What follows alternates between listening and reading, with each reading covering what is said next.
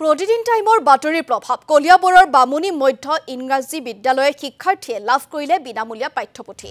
শিক্ষাবৰ্ষ আৰম্ভ হোৱাৰ 3 মাহ উকলি যোৱাৰ পাছতো কলিয়াবৰ শিক্ষা খণ্ডৰ অন্তৰ্গত বামুণী মধ্য ইংৰাজী বালিকা বিদ্যালয়ৰ শিক্ষাৰ্থীয়ে লাভ কৰা নাছিল পাঠ্যপুথি। বঞ্চিত হৈ আছিল মধ্যাহ্ন ভোজনকে ধৰি অন্যান্য চৰকাৰী সা-সুবিধাৰ পৰাও। এই সন্দৰ্ভত সবিস্তাৰে বাতৰি সম্প্ৰচাৰ হৈছিল প্ৰতিদিন টাইমত। বাতৰিৰ পাছতে খোদ মুখ্যমন্ত্ৰীৰ নিৰ্দেশত গা লৰিল কলিয়াবৰ খণ্ডৰ প্ৰাথমিক শিক্ষা বিষয়াৰ। বিনামূলীয়া পাঠ্যপুথিৰ টোপোলা লৈ বিদ্যালয়খনত উপস্থিত হলগৈ প্ৰাথমিক মণ্ডল সমল কেন্দ্ৰৰ সমন্বয়ক লক্ষীনন্দন বৰা।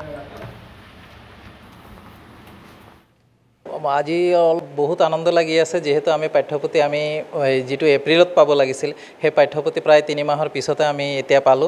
আমাৰ ছাত্ৰীৰ লগতে আমি শিক্ষকবৃন্দেও বৰ আনন্দিত হৈছো। আজি আমাৰ এটা ভাল দিন যেহেতু আমি কিতাপ পাইছো, এতিয়া আমাৰো পঢ়াবলৈ ভাল লাগিব।